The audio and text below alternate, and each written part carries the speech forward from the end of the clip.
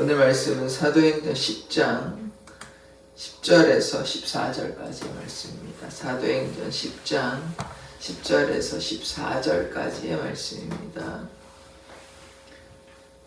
저와 여러분이 교독하도록 하겠습니다. 그가 시장하여 먹고자 하매 사람들이 준비할 때에 황홀한 중에 하늘이 열리며 한 그릇이 내려오는 것을 보니 큰 보자기 같고 네 길을 메어 땅에 들이웠더라. 그 안에는 땅에 있는 각종 네 발 가진 짐승과 기는 것과 공중에 나는 것들이 있더라.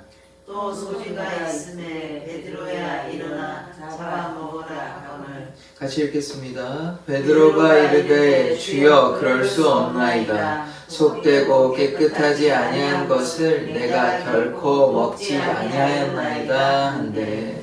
아멘. 하나님, 우리가 베드로가 하나님의 사역을 잘 감당했던 것처럼 우리가 주님의 말씀에 순종하기를 원합니다. 주님의 뜻대로 우리를 인도하여 주시옵소서. 예수 그리스도의 이름으로 기도드립니다. 아멘. 이 고넬료는 사람을 보내어서 이제 베드로를 청합니다. 베드로가 지금 요바에서 시몬 무두장이 시몬의 집에서 이제 유숙하고 있고 이제 시간을 정해서 이제 기도하고 있는데 이제 12시에 이제 기도하는 그 장면입니다. 10절의 모습을 보겠습니다. 그가 시장하여 먹고자 하매 사람들이 준비할 때 이제 12시가 됐으니까 밥 먹는 시간인데 이제 베드로도 기도는 하고 있지만 밥을 먹어야 되는 것이죠. 어제도 말씀드렸다시피 밥도 안 먹고 잠도 안 자고 하나님 사역 감당하는 것이 아니라 밥도 먹고 자기도 자고 좀 쉬기도 하고 그렇게 하나님 사역 감당하는 것입니다. 그래서 배가 고프죠. 배가 고픈데도 불구하고 이제 기도합니다. 기도를 하고 있는데 이제 기도하는데 하나님께서 이제 환상을 보여주시는 거죠. 이제 황홀한 중에 11절 말씀 보시겠습니다. 하늘이 열리며 한 그릇이 내려오는 것을 보니 이제 환상 중에 이제 하늘이 열리고요. 한 그릇이 내려옵니다. 근데 그 그릇이 뭐와 같냐면 보자기와 같아요. 큰 보자기와 같아서 이제 그릇이 이제 보자기 모양과 비슷한 것이죠. 이제 보자기에 내려온 것처럼 내려오는데 이 보자기의 네 끝이 네 귀를 메어 땅에 들이었더라. 이제 네 끝에 이제 뭔가 달린 것처럼 이렇게 이제 안에 뭐가 있는 것이 이렇게 쭉 이렇게 내려오는 이런 장면을 지금 보고 있는 것입니다. 그 안에 뭐가 있는지 이제 12절에 나오는데요.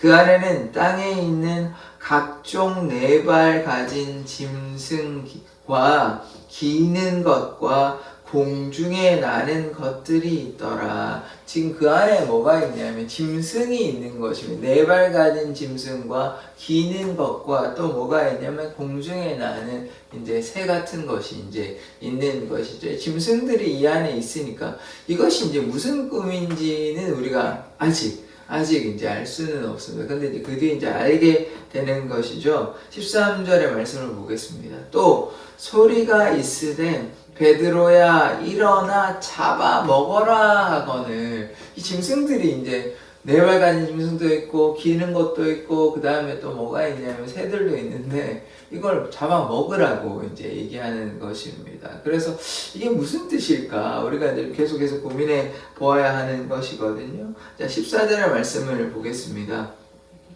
베드로가 이르되 주여 그럴 수 없나이다. 왜 그럴 수 없냐면 속되고 깨끗하지 아니한 것, 다른 말로 부정한 것이죠. 부정한 것을 내가 결코 먹지 아니하였나이다 한데, 요거를 이제 찾아보려면 이제 레위기 11장에 보면 이제 부정한 짐승에 대해서 요런 거는 먹지 말라 하는 내용이 있거든요. 그래서 어떤 게 있냐면 11장에 보면 3절에 보면 모든 짐승 중 굽이 갈라져 쪽발이 되고 새김질하는 것은 너희가 먹되.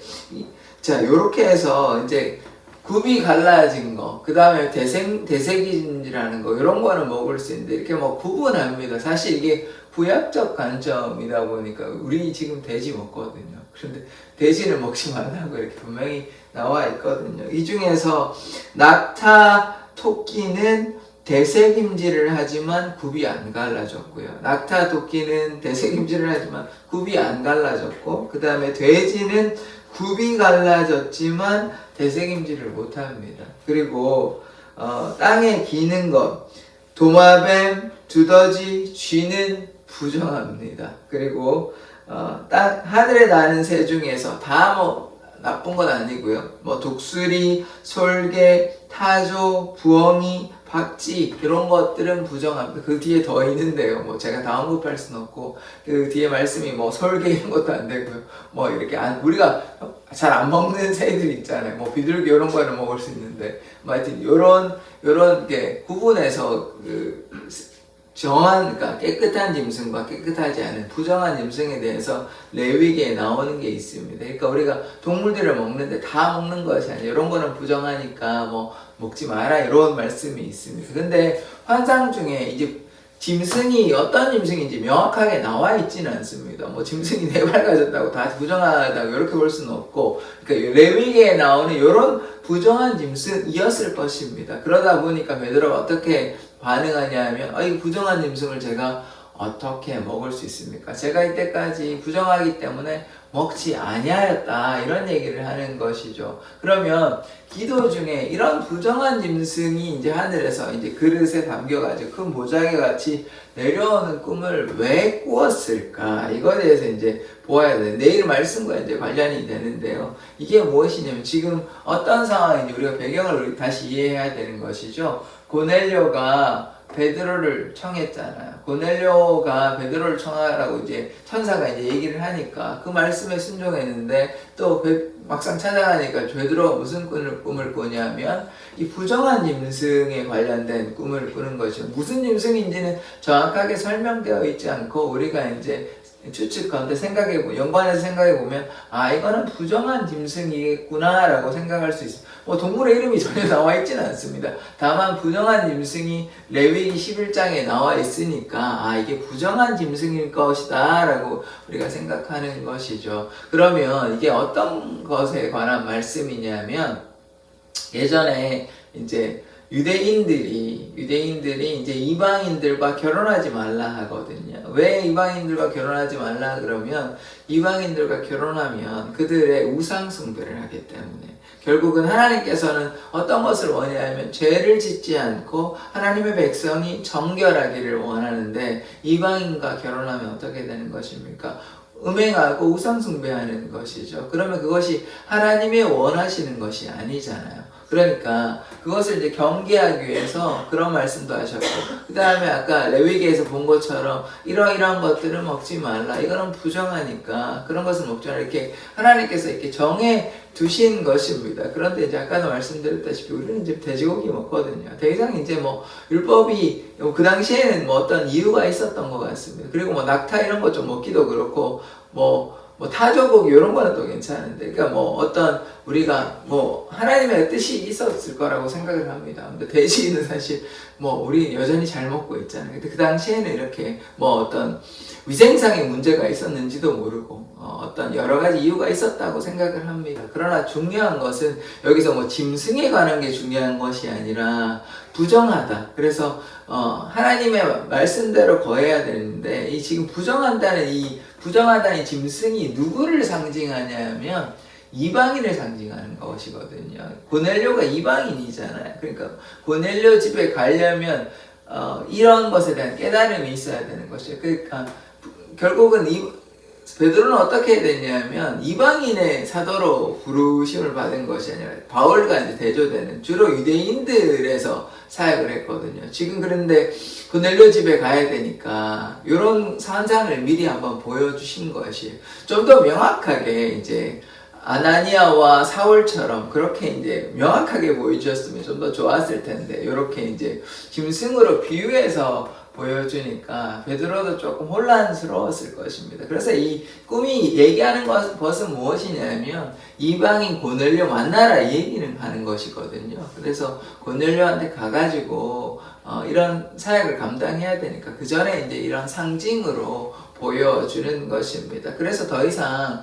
하나님의 뜻이 유대인에게만 제한적인 것은 아닙니다. 모든 사람에게 하나님의 그 사랑과 은혜가 다 이제 펼쳐진 것이거든요. 뭐 구약에서도 출애굽할 때 그 이스라엘 백성만 나온 건 아닙니다. 그 안에도 다른 민족이 좀 섞여 있거든요. 그래서 뭐 그리고 또 우리가 보았지 않습니까? 모압 여인도 하나님께서 사랑하시고 구원해 주시고 또 사르밧 과부 그것도 이방인이거든요. 그러니까 구약에서 우리가 잘 이해해야 되는 것이 이스라엘 백성만 막 제한해서 구원하였다 이렇게 이해하면 안 됩니다. 이렇게 이해하면 안 되고요. 뭐 전체 다수는 아니지만 어떤 소수의 무리가 물론 다수는 이스라엘 백성이죠. 그러나 상당한 어느 정도인지는 정확히 알 수가 없지만 그렇게 많은 무리는 아니지만 어느 정도의 사람들은 이방인이었습니다. 이방인. 근데 그들을 구원하셨다고요. 자, 그리고 또 아는 사람 누굽니까? 여리고 성을 정복할 때 기생 라합이 있었잖아요. 기생 라합도 이방인이었다니까요. 그래서 이방인들에 대한 구원을 여기에서 말씀하시는 것이에요. 이미 고넬료는 하나님의 뜻 가운데 거하고 하나님 말씀 가운데 거하는 사람이지만 더 확실하게 하나님의 사도, 하나님의 쓰시는 하나님의 사람 베드로를 통해서 한 번 더 확실하게 이렇게 증명해 주시는 것이죠. 확인하여 주시는 것이죠. 그럼 이제 베드로가 가면 모든 사람이 인정하는, 그래서 교회에서 인정하는, 하나님께서 인정하는 이런 고넬료라는 것을 더욱더 확실히 할 수 있는 것이죠. 물론 하나님의 천사가 이미 역사하셨고요. 그 전에 이미 선행과 구제가 또 하나님께 기도함으로 기도가 상달되었습니다. 기억되었습니다. 그래서 이미 하나님께서 사용하시는 고넬료이지만 또 베드로를 통해서 여러 사람과 함께 하나님의 뜻을 이제 고넬료에게 보이시는 것이죠. 그래서 여기에서 이제 핵심되는 것은 무엇이냐? 이방인에게도 구원이 있다. 이런 이야기를 여기 하는 것입니다. 이제 뭐 이스라엘 백성만 구원받는다 그러면 원래 뭐 구원받을 수 없죠. 우리 한국 사람이잖아요. 근데 그런 뜻이 아니라 모든 사람에게 주 예수를 믿으면요, 너와 내 집이 구원을 얻는 것입니다. 주 예수를 믿으라. 너와 내 집이 구원을 얻으리로다 했기 때문에 우리가 예수를 믿음으로 구원할 수 있는 것입니다. 예수의 이름에 능력이 있는 것이죠. 그래서 그것을 우리가 믿고 따라가는 것입니다. 그래서 오늘의 말씀에는 이렇게 하나님께서 기도할 때 어떻게 역사하셨습니까? 환상 가운데 역사하시는 것이거든요. 그래서 우리가 어제도 제가 기도에 대해서 많이 말씀드렸는데, 우리가 기도하면요, 하나님의 뜻을 알려주십니다. 우리가 하나님께 전심으로 기도하고 날마다 하나님께 더 가까이 나아가면 하나님께서 어떤 세미한 음성으로 말씀해 주신다거나, 오늘 이렇게 꿈과 환상으로 보여주신다거나, 아니면 또 말씀으로 이야기해 주실 수도 있고, 하나님께서 말씀해 주시는 방식이 단 하나만 있는 것은 아닙니다. 우리가 기도할 때 말씀해 주시기도 하고, 또 말씀 가운데, 또 교회에서 말씀 가운데, 또 성경의 말씀을 읽다가 또 하나님께서 깨우침을 주시거나, 또 하나님께서 성령을 통해서 감동으로 또 우리에게 주시는 말씀이 있거든요. 그래서 그 말씀에 우리가 민감하게 반응해야 하는 것입니다. 반대로 민감하게 반응하고 하나님의 뜻을 헤아리기 위해서는 기도해야 되는 것이죠. 기도할 때 하나님의 뜻을 구하며 나아갈 때 하나님의 뜻이 무엇인지 우리가 깨달을 수 있는 것이죠. 날카로운 칼은요, 잘 벨 수 있습니다. 그런데 무딘 칼은 어떻습니까? 잘 베지 못하죠. 우리가 날카로운 칼이 되어야 돼요. 훈련된 군사가 되어야 됩니다. 영적으로 무장해야 하는 것이거든요. 그런데 우리가 말씀과 기도로 무장하지 않으면 하나님께서 우리를 사용하시는데 좀 힘이 드실 것입니다. 왜냐하면 우리가 무딘 칼이 되어버렸거든요. 그런데 우리가 날카로운 칼이 된다면 영적 전쟁에서 칼을 휘두르고 다른 무기들을 사용할 수 있고 전쟁에서 승리할 수 있습니다. 그런데 우리가 말씀과 기도로 하나님 앞에 나아가지 않으면 엘리 제사장이 눈이 어둡고 나중에 이제 뭐 그렇게 결국은 이제 좀 안타깝게 죽게 되거든요. 놀라서 이렇게 뒤로 이제 잡혀서 죽게 되는데, 그가 영적으로 어두웠습니다. 제사장이라 하면 하나님의 뜻에 민감하고 하나님께 제사 드리려면 어떻게 거룩하고 정결해야 되잖아요. 그런데 제사장이 이제 어떤 한 사람이 아닙니다. 예수 그리스도로 말미암아 우리 모두가 왕 같은 제사장이에요. 그러면 우리가 어떻게 해야 됩니까? 우리 모두가 거룩하고 정결해야 하는 것이죠. 이제 더 이상 제사장이 필요가 없죠. 왜냐하면 단번에 제사로 예수 그리스도의 어린 양의 보혈로 제사는 이제 끝이 났습니다. 그러면 우리가 어떻게 하나님을 예배합니까? 제사로 예배하는 것이 아니죠. 제사로 죄 씻음을 받는 것이 아닙니다. 예수 그리스도의 보혈로 우리가 하나님 앞에 나아갈 수 있고 하나님께 예배 드릴 수 있는 것이죠. 그러면 우리가 어떻게 해야 됩니까? 예수 그리스도의 그 십자가의 보혈을 생각하면서 주님 앞에 우리가 회개하고 주님 앞에 나아가고 거룩과 정결로 주님 앞에 나아가야 하는 것입니다. 그것이 경건 생활인 것이죠. 세속에 물들지 않는 것입니다. 오로지 주를 향해 나아가는 것이고요. 우리가 잘못했을 때는 뭐 해야 됩니까? 돌이키고 반성하고 회개해야 하는 것입니다. 그러할 때 우리에게 은혜가 있는 것이에요. 그래서 지금 베드로가 이렇게 기도하고 하나님의 뜻이 임했고 또 고넬료에게도 하나님의 뜻이 임해가지고 이렇게 결국은 이제 내일 베드로가 고넬료한테 하인들과 함께 갑니다. 가서 이제 하나님의 역사가 또 고넬료 가정에 다시 나타나는 장면을 보게 되는데 뭐 이미 고넬료 가정 구원받은 가정이고 하나님께서 기뻐하시는 가정이지만 이렇게 확인시켜 주시는 것이 하나님의 사랑을. 그래서 이 하나님의 뜻이 이 두 사람을 통해서 두 사람을 통해서 두 가지 다른 부류를 통해서 이렇게 확인시켜 주시는 것입니다. 때로 물론 엘리야와 같이 모세와 같이 하나님께서 한 명을 통해서 직접적으로도 이렇게 말씀하시지만 또 다른 경우에는 우리 이미 보았잖아요. 바울과 아나니아 또 고넬료와 베드로를 통해서 이렇게 두 사람을 각자 다르게 하시지만 결국은 하나 돼서 하나님의 뜻이 나타나는 장면. 그래서 교회에서 우리가 기도할 때 물론 하나님께서 한 사람을 통해서 말씀하실 수도 있습니다. 그게 꼭 틀렸다고 볼 수는 없고, 그런데 다만 또 다른 한 가지 방법은 요 한 사람에게도 얘기했지만 다른 사람에게도 얘기하였기 때문에 하나님께서 그래서 하나님의 뜻을 헤아릴 때 그렇게 하나 되는 일치가 되는지 여부를 우리가 잘 헤아려야 하는 것입니다. 그래서 또 하나님의 뜻을 또 헤아리는 방법 중에 하나가 또 무엇입니까? 그렇게 이제 하나 되는 모습도 있고 우리 성경 말씀에 비추어 보아야 하는 것이죠. 말씀에 무엇을 말씀하고 있나? 그래서 이제 오늘 베드로도 어떻게 됐습니까?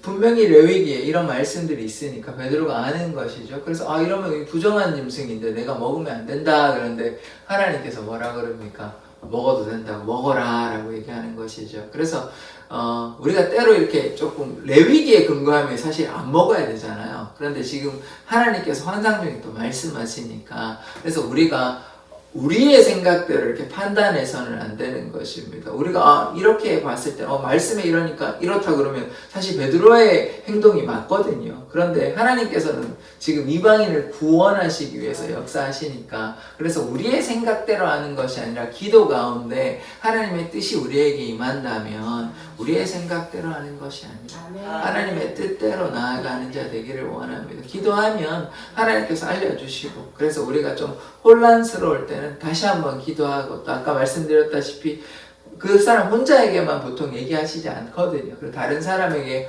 확인하기도 하고 그래서 두 가지 방법이 지금 있었잖아요. 뭐가 있었습니까? 첫 번째는 다른 사람에게도 그러한 말씀이 나타났는지 그렇게 확인하는 방법. 또 무슨 방법입니까? 말씀을 통해서 확인하는 방법. 그리고 정말 하나님의 사람이라면 베드로와 같이 스데반과 같이 엘리야와 같이 모세와 같이 하나님의 사람이라면 그가 하나님의 사람이니까 그의 삶을 통해 하나님께서 역사하시는 겁니다. 그러나 이제 그것이 우리가 어떻게 확인할 수 있는 방법이었기 때문에 주의해야 하고 그래서 이제 확인하는 방법. 다른 사람에게도 그러한 뜻이 나타났는지 그것을 꼭 확인하시기를 원하고, 또 그 다음에 어떻게 해야 됩니까? 말씀을 근거로. 근데 이제 여기서 오늘 같은 경우에 이제 말씀을 근거로도 했잖아요. 레위기 근거로 했는데 보니까 이제 하나님의 뜻이 임했으니까, 이렇게 하나님의 뜻이 또 다른 특별한 뜻이 임했을 때는 거기에 순종하고 그렇게 나아가면 됩니다. 그럴 때 특별한 뜻이 임하여도 그 한 사람에게만 보통 임하는 경우가 아니라 다른 사람에게도 말씀하시기 때문에 같이 확인하는 방법, 요거 중요합니다. 그랬을 때 교회가 분쟁이 없고 싸움이 없고 이렇게 되는 것입니다. 이를테면 뭐 하나만 예를 이렇게 짧게 말씀드리겠습니다.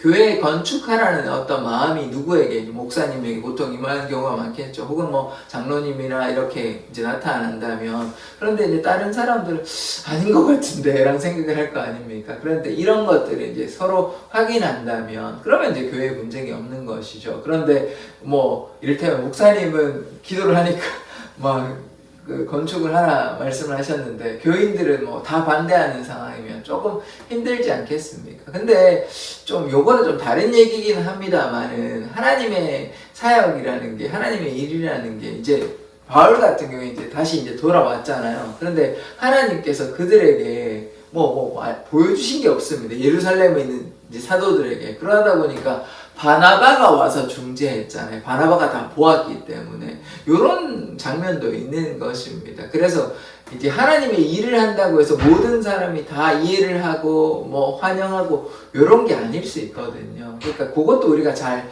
분별해야 하는 것입니다. 그래서 이를테면 이제 제가 아까 말씀드린 것처럼 하나님의 뜻이 이제 뭐 건축이라는 뜻이 분명히 있다고 우리가 가정해 보십시다. 그러면 그렇게 하는데 성도들은 반대한다고 할 때 그러면 어떻게 해야 되는 것입니까? 그럼에도 좀 밀고 나가야 되는 경우가 있죠. 물론 제일 바람직한 것은 하나님께서 이제 어떤 한 사람에게도 얘기하고 다른 사람에게도 얘기하면 서로 이제 합의되어서 일치되어서 가는 경우인데, 성도들은 좀 긴가민가 하는데 어떤 뭐 목사님이거나 어떤 다른 사람에게 이렇게 보이셨다면 이럴 때는 참 이런 게 힘든 것입니다. 왜냐하면 성도들은 잘 모르겠다, 갸우뚱하고 긴가민가하고 헷갈리고 이런데 어떤 분은 이제 확실하게 이제 내가 기도할 때 봤다라고 할 때, 요럴 때가 참 힘든 것이죠. 요럴 때 이제 교회 문제, 뭐 이게 하나의 예고요. 다른 여러 가지 일도 많지 않겠습니까? 이제 이런 경우에 우리가 어떻게 해야 되냐? 그럼 교회의 질서를 좀 따라가야 되고, 또 우리가 회의를 하잖아요. 목사님 마음대로 하는 것이 아니라 뭐 재직회도 하고 공동회의도 하고, 그래서 이런 회의를 거쳐서 이렇게 하는 게 하나님의 질서인 줄 믿습니다. 그렇게 할 때 좀 분쟁이 없는 것이죠. 모든 것이 다 명확하게 이제 하면 참 좋겠지만 그렇지 않을 때가 분명히 있는 것입니다. 아까 제가 방금 말씀드렸잖아요. 지금 사도 바울이 이제 변화가 돼가지고 일주일 이제 변화가 되고 이제 왔는데 한 10일 돼가지고 이제 왔는데 예루살렘에 오니까 예루살렘이 핍박하는 사람 아니냐고. 근데 이미 변화되었잖아요. 하나님의 뜻이 이제 사울에게 임했는데 제자들에게 하나님께서 뭔가 보여주시지 않았어요. 그럼 또 어떨까요? 그런데 우리의 뜻은, 우리는 알잖아요. 아, 이제 사울이 변화되었고 하나님께 쓰시는 사람이라는 것 알지만 제자들은 모르는 것이, 여전히 이제 사울은 이상한 사람이고 어리석은 사람이고 예수를 핍박하는 사람. 그 당연한데 하나님의 뜻이 안 보이셨다니까요. 그러면 우리는 이제 성경을 통해서 하나님의 뜻은 사울을 사용하시는 게 하나님의 뜻이라는 것을 알지만, 그러나 예루살렘 교회의 사도들에게는, 사람들에게 하나님께서 안 보이셨다니까요. 이런 경우 어떻게 할 겁니까? 이렇게 애매한 경우가 있다니까. 근데 바나바가 결국은 중재해서 이 문제가 해결이 되었잖아요. 그래서 제가 이제 말씀드리는 것이 뭐냐, 이렇게 애매한 경우가 생긴단 말이에요. 그럴 때는 근데 하나님의 뜻이라니까요. 애매하고 그들이 몰라서 그렇지, 그들이 예전에 과거의 사울의 모습을 보고 아니라고 생각해서 그렇지, 그러나 그것이 하나님의 뜻이 아닌 게 아니라 하나님의 뜻을 통해 사울을 세우셨고 이방인의 사도로 세웠지만, 그러나 아직 그들이 이해하기에는 좀 힘든 상황인 것입니다. 하나님께서 또 뭔가 이렇게 보여주시면, 환상을 보여주시거나 뭐 말씀을 해주시거나 이렇게 하면 또 문제가 없는데 그러지도 않으셨어요. 그러니까 바나바가 중재하는 이런 상황이 교회에 생길 수 있습니다. 얼마든지. 그럴 때 이제 하나님의 질서 가운데 우리가 나아갔으면 좋겠습니다. 그래서 그때, 그러니까 우리가 하나님의 뜻을 구하고 기도하면요, 대부분의 경우는 하나님께서 다 인도해 주십니다. 그런데 우리가 이렇게 애매한 경우가 분명히 생기거든요. 그러니까 교회 가운데 그렇게 있을 때는 교회의 질서 가운데 또 합심해서 한번 더 기도해 보기도 하고, 이 문제를 가져 그렇게 하면 또 우리가 뭐 어떤 한 사람이 단독으로 마음대로 하는 것이 아니라 우리가 회의를 하잖아요. 그렇게 하고 기도하고 그렇게 하면 또 하나님의 뜻대로 교회를 움직여 주시는 것입니다. 교회는요, 너무나 잘 아시겠지만 하나님의 뜻 따라 교회의 머리 대신 예수 그리스도를 향해 나아가는 교회이기 때문에 하나님께서 이끌어 주십니다. 그래서 우리가 항상 뭐 해야 됩니까? 결론은 결이니까 기도해야 되는 것입니다. 기도함으로 하나님의 뜻 가운데 거하면 하나님의 선한 뜻대로 이렇게 인도해 주시는 것입니다. 그래서 우리가 날마다 기도하는 공동체 되기를 원합니다. 기도하겠습니다. 하나님, 오늘 베드로에게 환상을 통해서 하나님의 뜻을 알려주셨습니다. 부정한 짐승이어서 베드로는 먹지 않으려 하였으나 그러나 그것이 하나님의 뜻임을 고백합니다. 우리가 우리 마음대로 우리의 생각대로 판단하는 것이 아니라 하나님의 뜻대로 하나님의 말씀대로 살아가기를 원하오니 이 사랑의 교회를 하나님의 뜻대로 인도하여 주시고 또 이 한국 교회 가운데 하나님의 그 놀라운 역사가 나타나기를 원합니다. 예수 그리스도의 이름으로 기도드립니다. 아멘. 주기도문으로 예배를 마치도록 하겠습니다. 하늘에 계신 우리 아버지여, 이름이 거룩히 여김을 받으시오며 나라의 임하옵시고